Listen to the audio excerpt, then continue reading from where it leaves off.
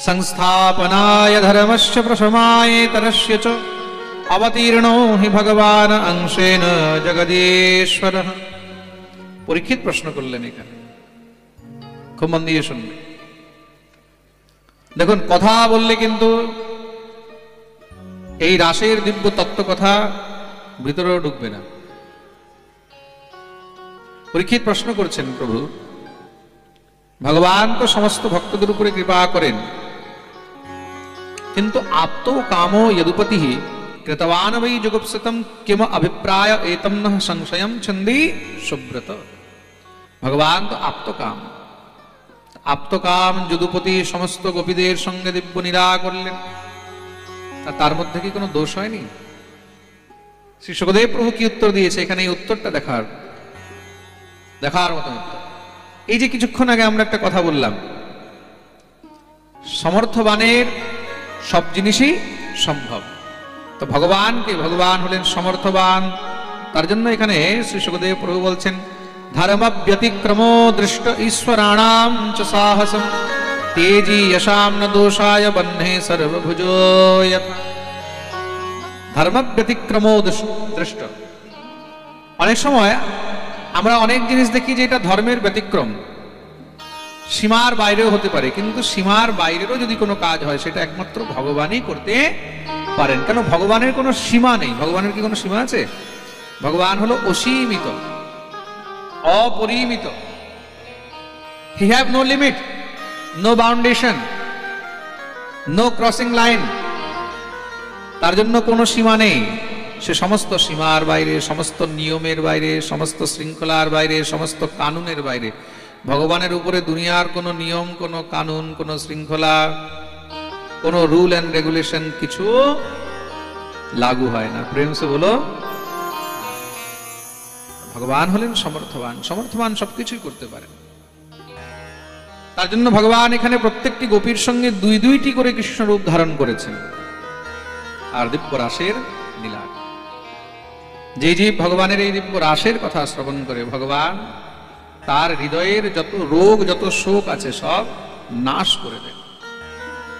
রাসের অন্তিম শ্লোকে লেখা রয়েছে, বিক্রীড়তম ব্রজবধূভিদিদম চ বিষ্ণু শ্রদ্ধা নিবিতোনু শৃণুয়াদ বর্ণয়েদ ইয়ঃ ভক্তিম পরাম ভগবতী প্রতিলভ্য কাম হৃদরোগমাশ্বপহিনোত্যচিরেণ ধীরঃ হৃদরোগমাশ্বপহিনোত্যচিরেণ ধীরঃ।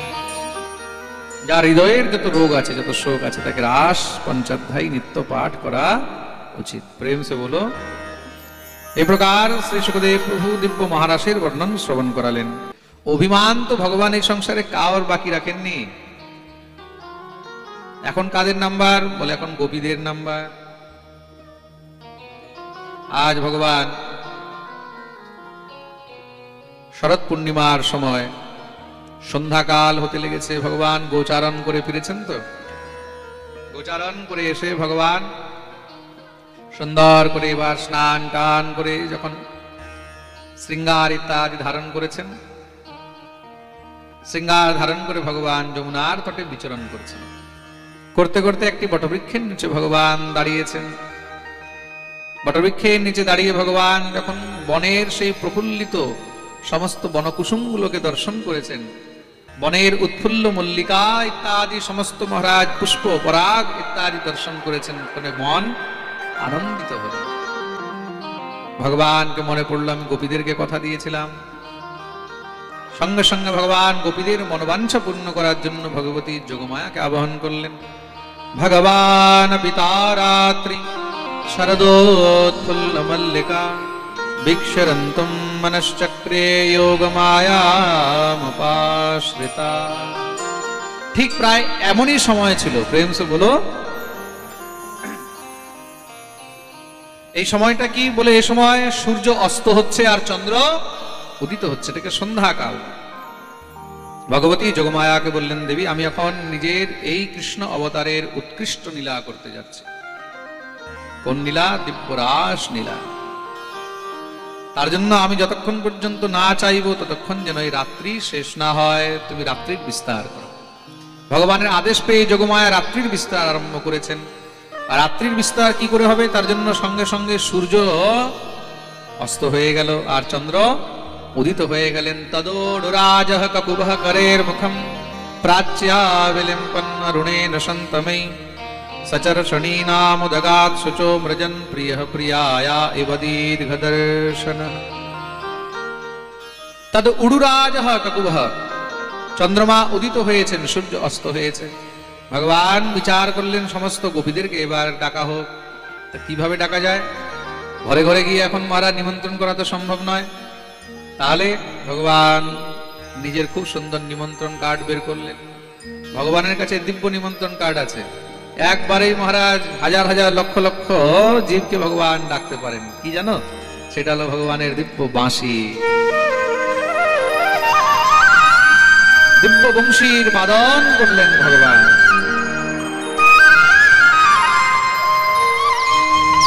নিশম্য গীতম তদনঙ্গবর্ধনম ব্রজস্ত্রিয়ঃ কৃষ্ণ গৃহীত মানসম আজগমুরন্য়োন্যমলক্ষিতোদ্যমা সয়ত্র কান্তো জবলোলকুণ্ডলা।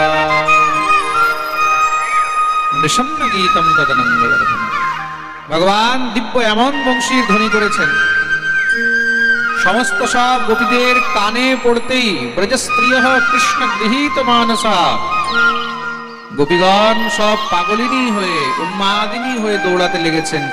যেই গোপী যেই ভাবে ছিল, যেই পরিস্থিতিতে ছিল, সব পরিত্যাগ করে দৌড়াচ্ছেন। দুহন্ত্যোভিয়ো কাশ্চিদ দোহম হিত্বা সমুৎসকাঃ পয়োধিশ্রত্য সংয়াব মনুদ্বাস্যা পরায়য়ুঃ। কোন গোপী গাভীর দুগ্ধ দহন করছিলেন, যখনই বংশীর ধ্বনি কানে পড়েছে সঙ্গে সঙ্গে দৌড়াতে লেগেছে। কেউ রান্না করছিলেন, রন্ধন করতে করতে সেখানে ছেড়ে দিয়ে দৌড়াতে লেগেছে। কেউ স্বামীর সেবা করছিলেন, কেউ শিশুকে স্তনপান করাচ্ছেন, পরিবেশয়ন্তস্তদ্যত্বা পায়য়ন্তঃ শিশুনপয়ঃ শুশ্রূষন্ত্যঃ পতিন কাশ্চিদ অশ্নন্ত্যোপাস্য ভোজনম। যে যেই পরিস্থিতিতে ছিল সেই পরিস্থিতিতেই দৌড়াতে লেগেছে। কেউ মাতা পিতা, কেউ শ্বশুর শাশুড়ির সেবা করছে, কোন গোপী শৃঙ্গার করছে। লিম্পন্ত্যঃ প্রমৃজন্তোন্যা অঞ্জন্ত্যঃ কাশ্চ লোচনে ব্যক্তস্তাবস্ত্রাভরণঃ কাশ্চিদ কৃষ্ণান্তকম যয়ুঃ। কেউ শৃঙ্গার করছিল, শৃঙ্গারও উল্টো পাল্টা করে দৌড়াতে লেগেছে। চোখের কাজল ঠোঁটে লাগিয়ে নিয়েছে, ঠোঁটের লালি গালে মেখে নিয়েছে। আহা, পাগলিনী, নিজের কোনো হোশ নেই। बाजी बाजी बाजी कहाँ श्याम की मुरली, छोड़ छाड़ घर के काज भाजी भाजी ब्रज की बाम, बाजी कहाँ श्याम की मुरलिया। কোথায় গোবিন্দের বাঁশি বাজছে। সব পরিত্যাগ করে দিয়ে পাগলিনী হয়ে সব। ও মধুর বাঁশি বাজায় কে, ও মধুর বাঁশি বাজায়, ও মধুর বাঁশি বাজায় গে, ও মধুর বাঁশি বাজায় গে, ও মধুর বাঁশি বাজায় গে, ও মধুর বাঁশি বাজায় গে, ও মধুর বাঁশি বাজায় গে, ও মধুর বাঁশি বাজায় কে। বাঁশি শুনে আমি, বাঁশি শুনে আমি হই পাগলিনী, বাঁশি শুনে আমি হই পাগলিনী।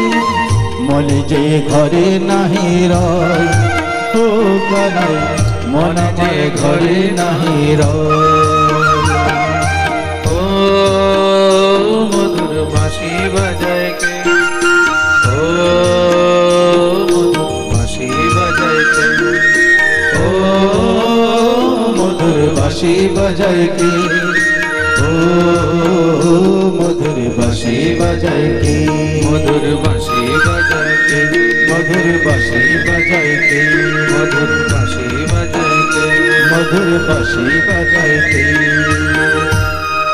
দিব্য বংশীর ধ্বনি শুনে সব গোপীগণ পাগলিনী হয়ে দৌড়াচ্ছে। এক এক করে সব গোবিন্দের কাছে গিয়ে উপস্থিত হয়েছেন। যখনই শ্যাম সুন্দর সমস্ত গোপীদেরকে দেখেছেন,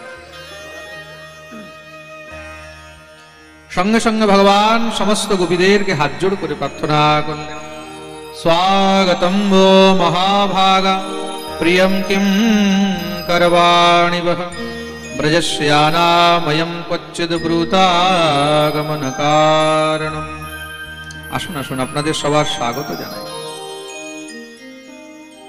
এই সময় এই অন্ধকারে, এই ঘোর রাত্রির মধ্যে তোমরা একা এখানে কিসের জন্য ঘুরছো, কিসের জন্য এসেছো? রজন্যেষা ঘোর রূপা ঘোর সত্ত্ব নিষেবিতা প্রতিয়াতু ব্রজম নেহস্থেয়ম স্ত্রীভি সুমধ্যমাঃ। যাও যাও, নিজের নিজের গৃহে ফিরে যাও। এইভাবে একান্তে একলা কখনো কোনো নারীকে ঘুরতে নেই।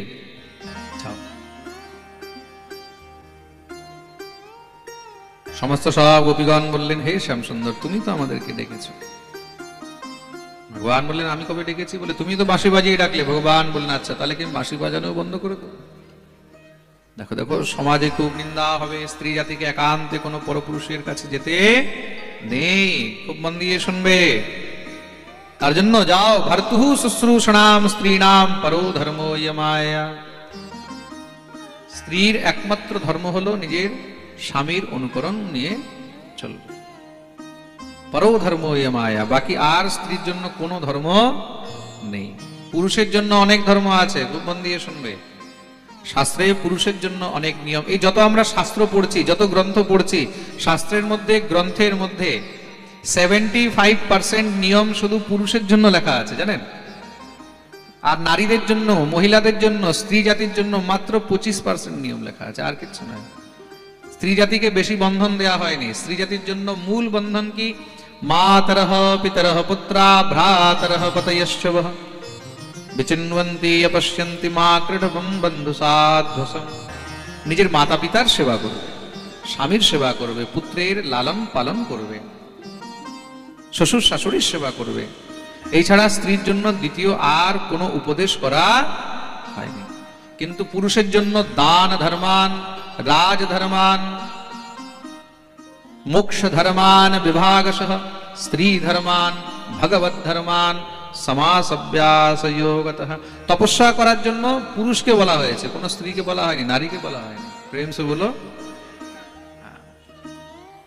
পুরুষ যা করবে, নারী সেই পুণ্যের ফল ভোগ করবে। বলে না, পতির পুণ্যে সতীর পুণ্য, তাই তো? প্রেম সে বলো। পতি যদি স্বর্গে যায়, তাহলে সতীকে তো নিয়ে যাবেই যাবে। তা স্ত্রী যদি স্বামীর চরণ ধরে রেখেছে, সেই স্ত্রীকে আর কিছু করার দরকার নেই। কিন্তু স্বামী যদি মহাপাতকী হয়, মহা দুরাচারী হয়, তখন কি করবে? স্ত্রীর আশ্রয় তো একমাত্র স্বামী। তখন সেই স্ত্রী নিজের স্বামীকে বোঝাবে, স্বামীকে উপদেশ করবে। একটি পুরুষের জন্য নারীর অনেক রূপ হয়, খুব মন দিয়ে শুনবে। পুরুষের জন্য নারী যখন বাৎসল্য রূপ নিয়ে থাকে, তখন সে মাতৃস্বরূপা হয়। যখন সে কামিনী ভাব নিয়ে হয়, সেটা পত্নী স্বরূপা হয়। যখন পুরুষের কাছে সে জেদ করে, তখন কন্যা পুত্রী স্বরূপা হয়। যখন পুরুষের সঙ্গে বন্ধুর মতন ব্যবহার করে, তখন ভগিনী স্বরূপা হয়। নারীর অনেক রূপ হয়। প্রেম সে বলো। হ্যাঁ, যেই রূপ নিয়েই হোক, প্রত্যেক রূপ নিয়েই নিজের স্বামীকে বোঝানো উচিত, যেইভাবেই হোক। রাবণ যখন দোষ করছে, অপরাধ করছে, তখন মন্দোদরী কি করছেন? মন্দোদরী বারবার রাবণকে বোঝাচ্ছেন। কিন্তু সেই পুরুষকে কি পরিত্যাগ করে দেবে? বলছে না। দুশ্শীল দুর্ভাগ বৃদ্ধ জড়ো রোগ অধনোপেবা পতি স্ত্রীভির্নহাতব্য লোকে সুভিরপাতকি।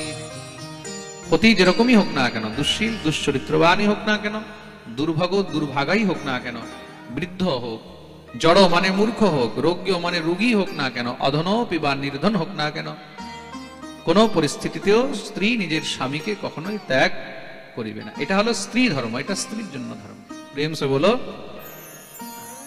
এবার কথা হলো, কোন স্ত্রী এটাও প্রশ্ন করতে পারে যে মহারাজজি, কোন স্বামী যদি নিজের স্ত্রীর ভরণ পোষণই না করে, কোন স্বামী যদি নিজের স্ত্রীকে খেতেও না দেয়, ভরণ পোষণ না করে, তার খরচও না দেয়, আর নিজে ফুর্তি করে বেড়াচ্ছে, আনন্দ করে বেড়াচ্ছে, তখন সেই স্বামীর জন্য কি বিধান আছে? তখনও কি সেই স্বামীর পা ধরে সেখানেও কান্নাকাটি করে থাকবে? বলে কখনো নয়। যেই স্বামী স্ত্রীকে নিয়ে এসে কোন কন্যাকে, কোন স্ত্রীকে বিবাহ করে এনে তার ভরণ পোষণ করে না, পুরুষের স্বামীর আরেকটি দ্বিতীয় নাম হলো ভর্তা। কি নাম? জোরে বলো।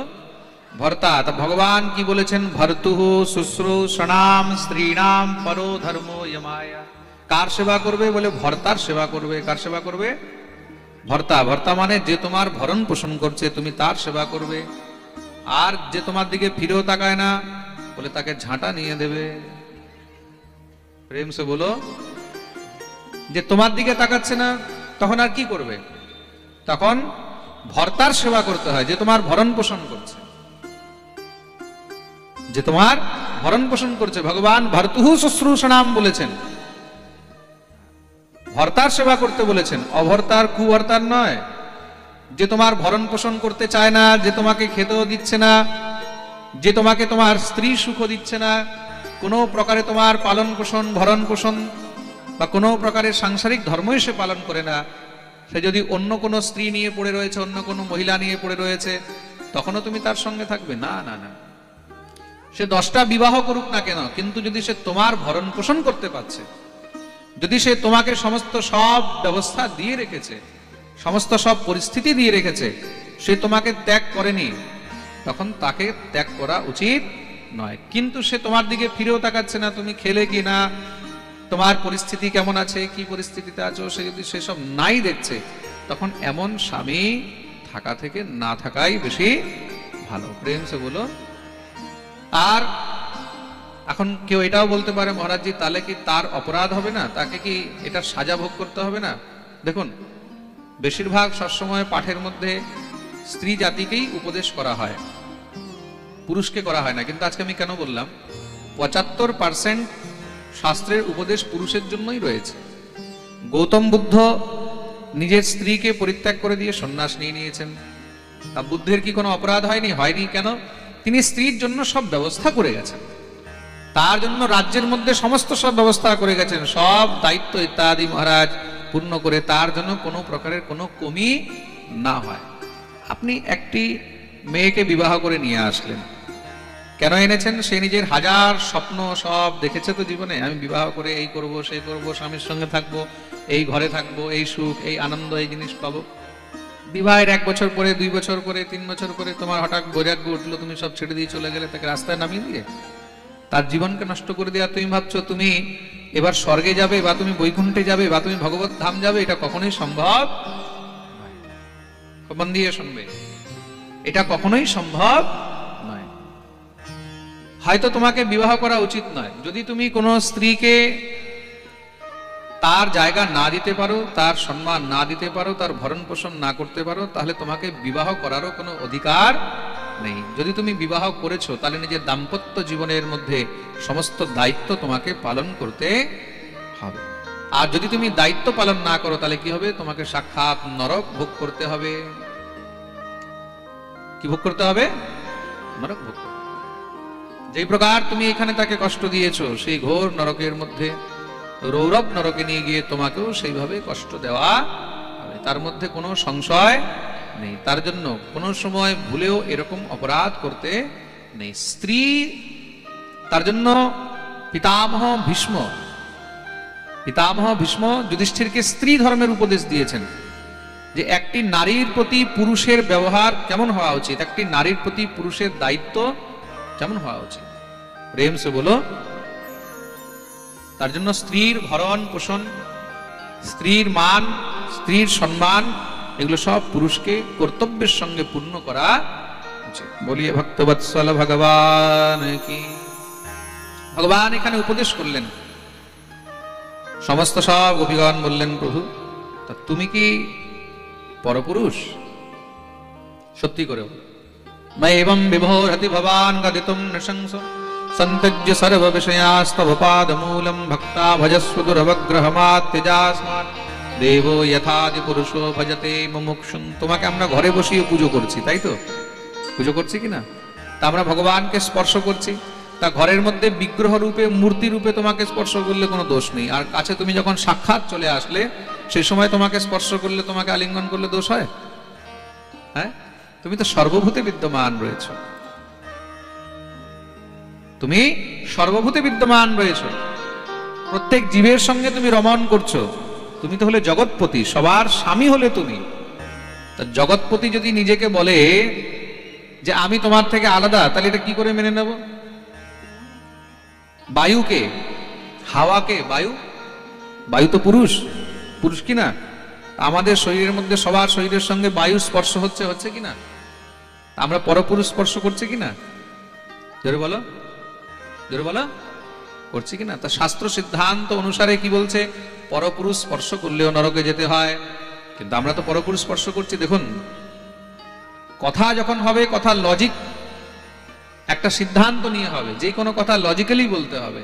তা পরপুরুষ বলতে কি বলা হয়েছে? যে সার্বভৌম, যে সমর্থবান, সে পর নয়, সে হলো আপন। তা বায়ু কি? বায়ু হলো সমর্থবান।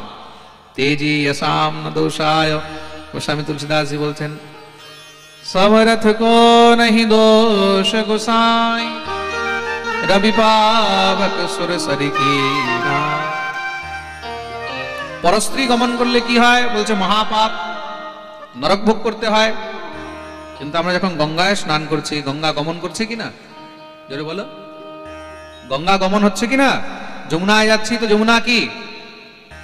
হ্যাঁ, তোমার বউ যমুনা না গঙ্গা তোমার বউ? কার বউ? ভগবান শ্রীহরির। তা পরস্ত্রী হয়েও আমরা যখন তার মধ্যে গমন করছি, তাতে কি হচ্ছে? বলে সমস্ত পাপ যাচ্ছে, পুণ্য হচ্ছে। খুব মন দিয়ে শুনবে কিন্তু। তা দুটি বিষয়ের মধ্যে পার্থক্য রয়েছে। তারা হলেন সমর্থবান। তা সেখানে আমরা কি ভাব নিয়ে যাচ্ছি? সেখানে আমরা মাতৃভাব নিয়ে যাচ্ছি। কি ভাব নিয়ে যাচ্ছি? হ্যাঁ, জোরে বলো।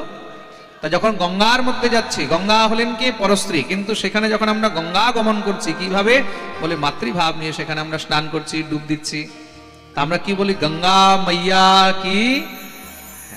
মাতৃভাব নিয়ে। কোনো শিশু যদি মাতৃভাব, বাৎসল্য ভাবে কোনো মায়ের কোলেও বসে, তখন সেখানে কোনো দোষ অপরাধ হয় না। কেন? তিনি সমর্থবান। তা গঙ্গা হলেন মা, যমুনা হলেন মা, সেখানে পরস্ত্রী রূপে সেখানে দর্শন হবে না। খুব মন দিয়ে শুনবে কিন্তু। প্রত্যেক জিনিসের একটি সিদ্ধান্ত আছে। ভগবতী ভূমি, পৃথিবী, পৃথিবীকে আমরা পৃথিবীর মধ্যে শয়ন করছি, পৃথিবীর মধ্যে ঘুমাচ্ছি, পৃথিবীর মধ্যে ঘুরছি, পৃথিবীর মধ্যে বিচরণ করছি। তা বলে কি মহারাজ আমাদের অপরাধ হচ্ছে? না। কেন? পৃথিবী হলেন সার্বভৌম, সমর্থবান, ভূমি সমর্থবান, নদী সমর্থবান, সূর্য সমর্থবান, বায়ু সমর্থবান। যারা সমর্থবান হয় তারা হলেন বিভু, ব্যাপক, তারা সবার সঙ্গেই মহারাজ এক সমান থাকেন। তদ্রূপ ভগবান, ভগবান হলেন সমর্থবান। ভগবান কার জন্য পর নন, ভগবান সবার জন্যই আপন। তার জন্য এখানে গোপীগণ গোবিন্দকে বললেন, তুমি নিজেকে পর বলছো? এই সংসারে তুমি তো হলে আপন, আর আপন আছেই কে? প্রেম সে বলো। ভগবান তো গোপীদের পরীক্ষা নিচ্ছিলেন, গোপীরা তো ভগবানকে একদম পুরো ব্রহ্মজ্ঞান দিয়ে দিয়েছে। প্রেম সে বলো। এই ব্রজ গোপীদেরকে সাধারণ মনে করবে না। ব্রজগোপীগণ কে? এই ব্রজগোপীগণ সব বড় বড় ঋষি মুনি, হাজার হাজার বছর ধরে যারা তপস্যা করেছেন। কিসের জন্য? একমাত্র কৃষ্ণ রস পান করার জন্য, গোবিন্দকে পাওয়ার জন্য। খুব মন দিয়ে শুনবেন। গোবিন্দকে পাওয়ার জন্য তারা হাজার হাজার বছর ধরে তপস্যা করেছেন। তারাই সবাই এখানে এসে গোপী হয়েছে, ব্রজগোপী। ভগবান সবার সঙ্গে দিব্য রাস আরম্ভ করলেন। সমস্ত গোপীদেরকে নিয়ে ভগবান দিব্য নীলা বিলাস আরম্ভ করেছেন। এটাকে রাস বলা হলো। কি বলা হয়েছে? বলি রাস বিহারী ভগবান কি। রাসের মধ্যে ভগবান গোপীদের সমস্ত ইচ্ছা পূর্ণ করছেন। বাহু প্রসার পরিরম্ভে করালকর নিভেস্তনাল ভননর মনখাগ্রপাতৈ শৈল্যাবলোক হসিতের ব্রজ সুন্দরীণাম উত্তম ভয়ন রতিপতিম রময়াঞ্চকার। এখন গোপীদের মনে কি হলো? অভিমান হয়ে গেল। তাসাম তত সৌভগমদম বীক্ষমানম চ কেশবঃ। প্রশমায় প্রসাদায় তত্রৈবান্তরধীয়। মনের মধ্যে অভিমান হয়ে গেল। কিসের অভিমান? বলে অনন্ত কোটি ব্রহ্মাণ্ডের নায়ক আমাদের সঙ্গে নীলা বিলাসে একদম মস্ত হয়ে রয়েছে, মত্ত হয়ে রয়েছে। তার মানে কি এই সংসারে আমরাই হলাম শ্রেষ্ঠ, আমাদের থেকে শ্রেষ্ঠ আর কেউ নেই। বাস ভগবান সঙ্গে সঙ্গে অদৃশ্য হয়ে গেলেন, অন্তর্ধান হয়ে গেলেন। কেন? ভগবান নিজেই বলেছেন, যাহা কাম তাহা রাম নেহি, যাহা রাম তাহা নেহি কাম, তুলসী দো ন রহ সকে হ্যাঁ রবি রজনী এক ঠার। যেখানে অভিমান আছে সেখানে ভগবান কখনো থাকেন না, যেখানে ভগবান আছে সেখানে অভিমানকে রাখা যাবে না। ভগবান অন্তর্ধান হয়ে গেলেন। গোপীরা সব এবার মহারাজ চারদিকে গোবিন্দকে খুঁজছে, কানতে আরম্ভ করে দিয়েছেন। একজন একজনকে জিজ্ঞাসা করছে, ক্বচিৎ পুরবকা শোক নাগ পুন্নাগ চম্পকা রামানুজো মানিনী নাম এতো দর্পহরস্মিত। আরে তুমি দেখেছো, তুমি দেখেছো? আরে সখী তুই দেখেছিস? আরে তুই দেখেছিস, তুই দেখেছিস? তরু লতা বৃক্ষ গুল্ম সবাইকে এক এক করে জিজ্ঞাসা করে, কিন্তু মহারাজ কেউ আর যখন কোনো উত্তর দেয় না। কানতে কানতে যমুনার তট দিয়ে মহারাজ সেবা কুঞ্জে গিয়ে উপস্থিত হয়েছেন। সেখানে গিয়ে গোবিন্দের চরণ চিহ্ন দেখলেন, সঙ্গে কোনো গোপীরও চরণ চিহ্ন আছে। দেখেই বুঝে গেলেন নিশ্চয়ই শ্যামসুন্দর আমাদেরকে ছেড়ে কোনো বিশেষ গোপীকে সঙ্গে করে নিয়ে গেছে। এই বিশেষ গোপীকে, এই গোপী অন্য কেউ নয়, তিনি হলেন শ্রী রাধারানী। ভগবান সবাইকে ত্যাগ করতে পারেন, রাধারানী কত সহজে ত্যাগ করতে পারেন না। বলে চলো সেইখানেই। এই চরণ চিহ্ন দেখতে দেখতে যখনই নিকুঞ্জে প্রবেশ করলেন, সেখানে গিয়ে দেখছেন রাধারানীও বসে বসে কাঁদছেন। সবাই ঘিরে বসে প্রিয়াজিকে জিজ্ঞাসা করলেন, হে শ্যামাজি, শ্যামসুন্দর আমাদেরকে ছেড়ে চলে গেছিলেন, কিন্তু তোমাকে তো সঙ্গে নিয়ে এসেছেন, কিন্তু এখন তোমাকেও ছেড়ে দিয়ে গেলেন, তার কারণ কি? শ্রী রাধারানী বললেন, জানো তোমাদেরকে কেন ছেড়েছে? কেন কি তোমাদের মনে অভিমান এসেছে। তোমাদেরকে ছেড়ে যখন আমাকে নিয়ে যাচ্ছে, আমারও মনে অভিমান এসে গেল। গোবিন্দ সবাইকে ছাড়তে পারে, আমাকে ছাড়তে পারে না, কারণ আমি হলাম গোবিন্দের সর্বাধিক প্রিয়। আমি বললাম, না পারে হম চলতাম নয়মামি যত্র তে মনঃ। আমি আর চলতে পারছি না, হে শ্যামসুন্দর তুমি আমাকে কোলে করে নিয়ে চলো। গোবিন্দ আমাকে বললেন, তুমি আমার পিঠে উঠে বসো। যখনই আমি পিঠে উঠতে গেছি, সঙ্গে সঙ্গে গোবিন্দ অন্তর্ধান হয়ে গেল। তখন থেকে আমি তার বিরহে কাঁদছি। হানাথ রমণ প্রেষ্ঠ ক্বাসি ক্বাসি মহাভুজ দাস্যাস্তে কৃপণায়ামে সখে দর্শয় সন্নিধি। তখন আমি তাকে ডাকছি, তার বিরহে কাঁদছি। তাহলে হে রাধারানী, গোবিন্দকে আমরা কি করে পাবো? শুনেছি যেখানে যেখানে তার গুণগান হয়, সে সেখানে দৌড়ে চলে আসে। আমরাও সবাই মিলে তার গুণগান গাইব। বলে যমুনা পুলিনে বসে সমস্ত সব গোপীদেরকে নিয়ে শ্রী প্রিয়াজি পুনঃ পুলিনমাগত্য কালিন্দ্যঃ কৃষ্ণ ভাবনা সমবেতা জগুঃ কৃষ্ণং তদাগমনকংসিতা। দিব্য গোবিন্দের গুণগান আরম্ভ করলেন, যাকে গোপী গীত বলা হয়েছে। আমরা সবাই মিলে গোপী গীতের কিছুটা অংশ শ্রবণ করব। জয়তি তেধিকম জন্মনা ব্রজ দশয়ত ইন্দিরা শাশ্বতত্রহি নয়িতদৃশ্যতা দীক্ষুতা स्वयिता सब स्वांगचलबते शरदुदाशये साधुजात सरसिजोदया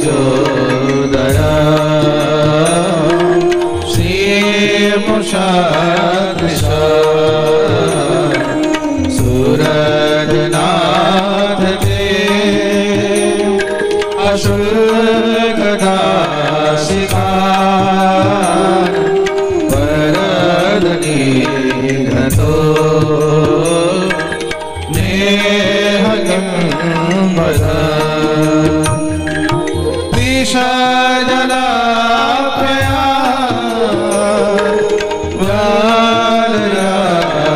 सा वर्ष मारता वेद गान ऋषभयात्मजा विश्वतो भया ऋषभते वयम् रक्षितामहो तव कथामृतम् तप्तजीवनम् कविविरीडितम् कल्मषापहम् श्रवणमङ्गलम् श्रीमदाततम् भुवि गृह्णन्ति ते भूरिदा जना भूरिदा जना भूरिदा जना यत्ते सुजात चरणाम्बुरुहं स्तनेषु भीताशने प्रियदधीमहि कर्कशेषु तेनाटवीमटसि तद्व्यथतेन किंस्विद् पूर्वादिभिर्भ्रमति धीर्भवदायुषा। दिव्य भगवानेर गुणगान आरम्भ করলেন। গোবিন্দ আর থাকতে পারেননি। দেখতে দেখতে তাসামাবিরভূৎসরিস্ময়মান মুখাম্বুজঃ पीताम्बरधरः स्रग्वी साक्षान्मन्मथमन्मथः। भगवान दिव्य पीताम्बर धारण करे सेखाने प्रकट হয়ে গেলেন। বলিয়ে ভক্তবৎসল ভগবান কি জয়। গোবিন্দকে সামনে পেয়ে সমস্ত সব গোপীগণ গোবিন্দের চরণে লুটিয়ে গেলেন। হে শ্যামসুন্দর, তুমি একবার ছেড়ে গেছিলে, আমাদের এই দুর্দশা হয়েছে, যদি আবার ছেড়ে যাও না জানি আমাদের কি হবে, আমাদেরকে আর ছেড়ে যাও না। ভগবান বললেন চিন্তা করো না, তোমাদের অন্তরে অভিমান ছিল, আমি বেরিয়ে গেলাম, এখন অভিমান বেরিয়েছে, আমি চলে এসেছি। তাহলে প্রভু আমরা কি অতৃপ্ত থেকে যাব? এই রাস কি আর পূর্ণ হবে না? ভগবান বললেন নিশ্চয়ই হবে, নিশ্চয়ই হবে। ভগবান আবার পুনরায় দিব্য রাসের মঞ্চন আরম্ভ করলেন। আবার রাস আরম্ভ হয়েছে। কিভাবে? রাসোৎসবঃ সম্প্রবৃত্তো গোপী মণ্ডল মণ্ডিতঃ যোগেশ্বরেণ কৃষ্ণেন তাসাম মধ্যে দ্বয়োর্দ্বয়ঃ। প্রত্যেকটি গোপীর সঙ্গে দুটি করে কৃষ্ণ রূপ ধারণ করলেন। গোপীর ডানেও কৃষ্ণ আর বামেও কৃষ্ণ, একদম কৃষ্ণময় হয়ে গেল। অভিমানের জন্য আর জায়গা ছাড়লেন না। দেবাদিদেব মহাদেব এসেছেন কৈলাস থেকে কিসের জন্য? রাস দর্শন করার জন্য। মহাদেব যখনই রাসে প্রবেশ করতে গেছেন সঙ্গে সঙ্গে ললিতা বিশাখা ইত্যাদি সখীগণ সেখানে দাঁড় করে দিয়েছে। এই বাবাজি কাহা যা রে, কোথায় যাচ্ছ? বলে সখী রাসের দর্শন করতে এসেছি। তুমি জানো না এই রাসের মধ্যে কোনো গোপী ছাড়া অন্য কার প্রবেশ নেই। তাহলে কি করে সম্ভব? বলে যাও, তার জন্য গোপী ভাব নিয়ে আসতে হবে। যমুনা পারে মানসরোবরে ডুব দিয়ে আসো। বলে না, দৌড়ে গিয়ে মানসরোবরে যখনই ডুব দিয়েছে, ডুব দিয়ে বেরোতেই একদম ভোলা ভোলি হয়ে গেছে, গোপী হয়ে গেছেন। সুন্দর মহারাজ গোপী রূপ ধারণ করে বলে না এসে উপস্থিত হলেন। ভগবান সবাইকে নিয়ে দিব্য রাস আরম্ভ করেছেন। আসুন আমরাও ঠাকুরের সেই দিব্য রাসের দর্শন করি। গোপ্যঃ স্ফুরৎপুরটকুণ্ডলকুন্তলত্রিগণ্ডশ্রিয়া সুদিতহাসনিරීक्षणेन मानं दधत्य ऋषभस्य जगुकृतानि पुण्यानि तत्कररुहस्पर्श प्रमोदः पादन्यासैर्भुजविधुतिभिः सस्मितैर्भ्रूविलासैः भज्जनमध्यैश्चलकुचपटैः कुण्डलैर्गण्डलोलैः स्विद्यनमुख्य कवररशना ग्रन्थय कृष्णबद्धो स्विद्यनमुख्य कवररशना मेघचक्रे विरेज। दिव्य महाराज রাস আরম্ভ হয়েছে। ভগবান সবাইকে নিয়ে নৃত্য আরম্ভ করলেন। কিভাবে রাস হচ্ছে আমরা একটু দর্শন করি। गोकुल में देखो वृंदावन में देखो रे मुरली बाजे रे श्याम संग राधा नाचे रे, श्याम संग राधा नाचे रे। गोकुल में देखो वृंदावन में सवाई हाथ पूरे करे मुरली बाजे रे, श्याम संग राधा नाचे रे, श्याम संग राधा नाचे रे, श्याम संग राधा नाचे रे। সবাই নিজেকে মনে করবে আমরাও এখন গোপী হয়ে গেছে, সবাই মিলে গোবিন্দের সঙ্গে আমরাও যেন এই রাসের দিব্য আনন্দ দিতে পারি, এই ভাব নিয়ে দুটো হাত উপরে করে তালি তালি।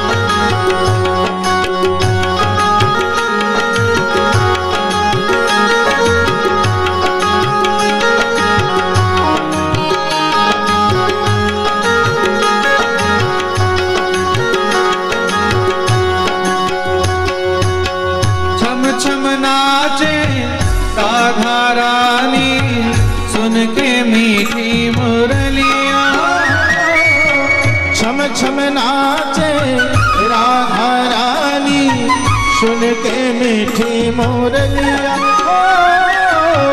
श्याम छवि पर सब बलिहारी गोपी ग्वाल और गैया, श्याम छवि पर सब बलिहारी गोपी ग्वाल और गैया।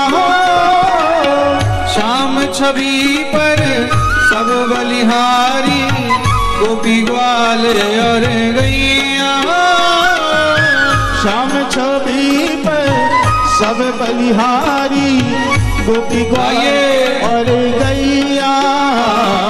सरर सरर चाले रे पवन पुरवैया रे, मेघा साजे रे, श्याम संग राधा नाचे रे, श्याम संग राधा नाचे रे। हरि नचर नचे नचर देखो राधा नाचे रे, श्याम संग राधा नाचे रे।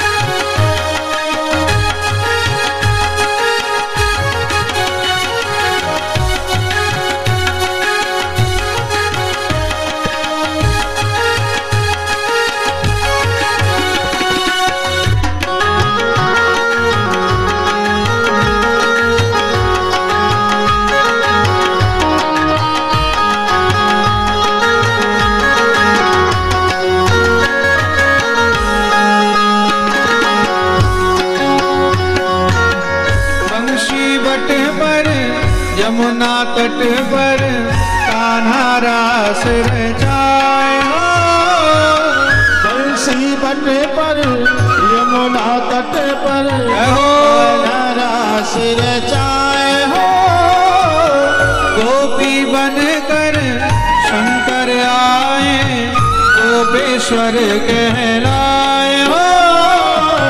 गोपी बन कर शंकर आए, गोपेश्वर कहलाए।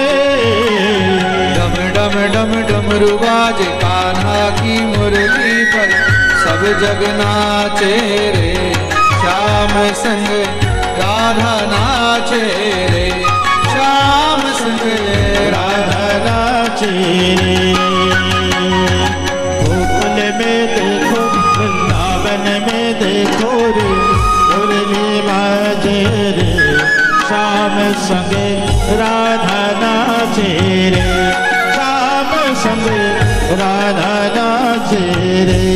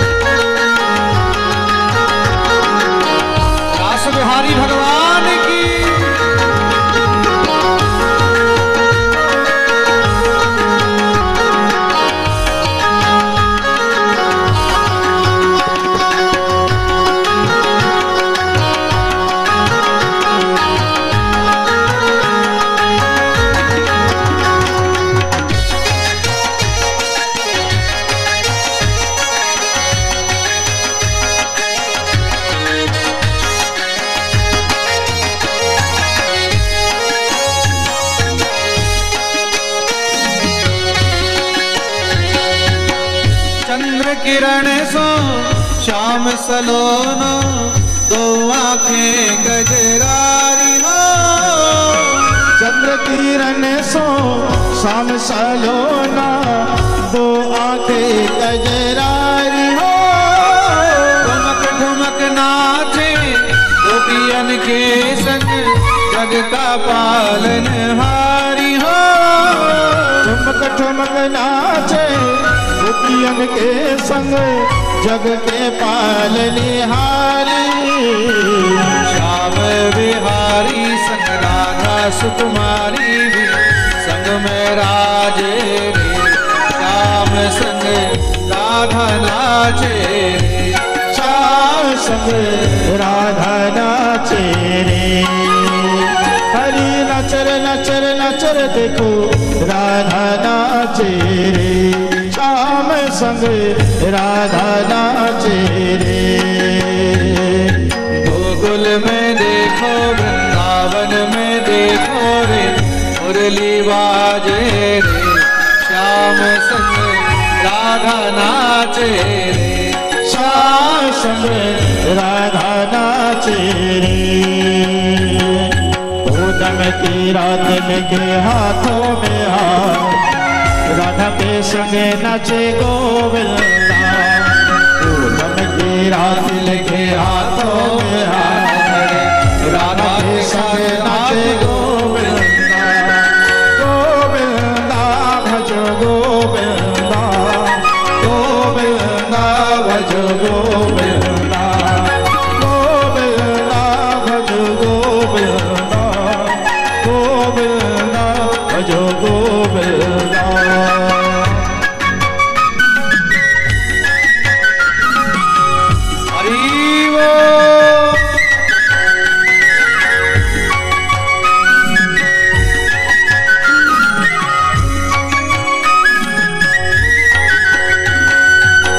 नवल ताल पर थिरक रहे पर, रस बरसो वृंदावन में। नवल ताल पर थिरक रहे पर, रस बरसो वृंदावन में।